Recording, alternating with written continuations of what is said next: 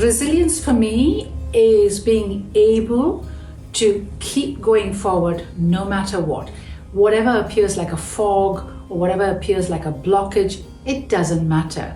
Is I can get through this and I will get through this. That's resilience.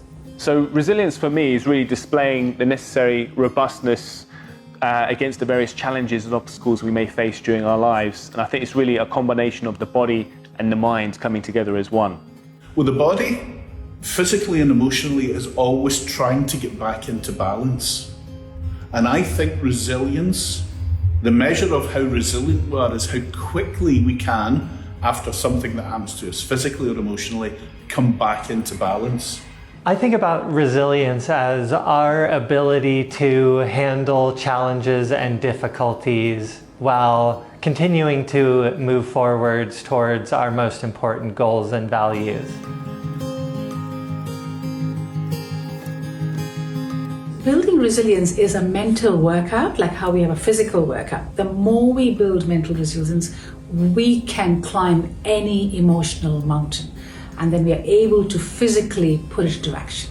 So the main benefit that comes along with resilience is confidence. Having that confidence to take these challenges, these obstacles, and knowing that you can get past them and stay on a positive track, because I think it's quite easy to get derailed from these obstacles and end up in a negative space. The benefits of building resilience are huge.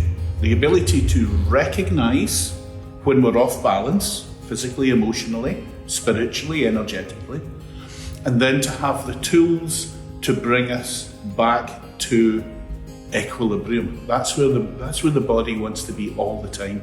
Well, the reality is that life is fraught with challenges. We are all going to have difficulties that we are going to have to face.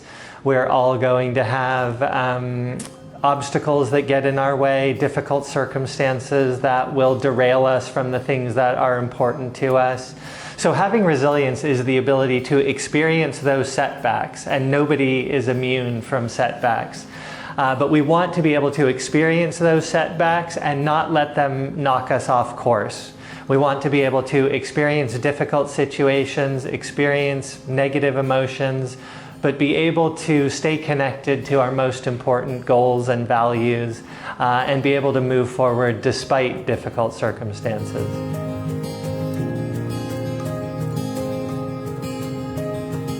The biggest tip and the most important tip and the only tip I have to build resilience is practicing mindfulness consistently. The minute we do that, we have the capacity in us to be able to fulfill what we need no matter what comes our way.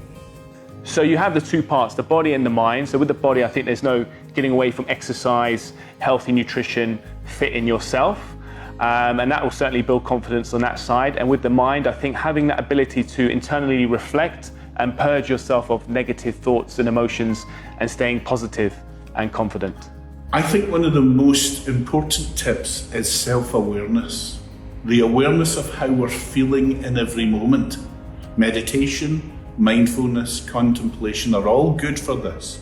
The ability to recognize and quieten the mind and listen to the inner voice that tells us we're a bit off balance, we're feeling run down, we're feeling emotionally uncertain. So stopping and taking note of how we are in any moment is a wonderful way to recognize where we are in the moment.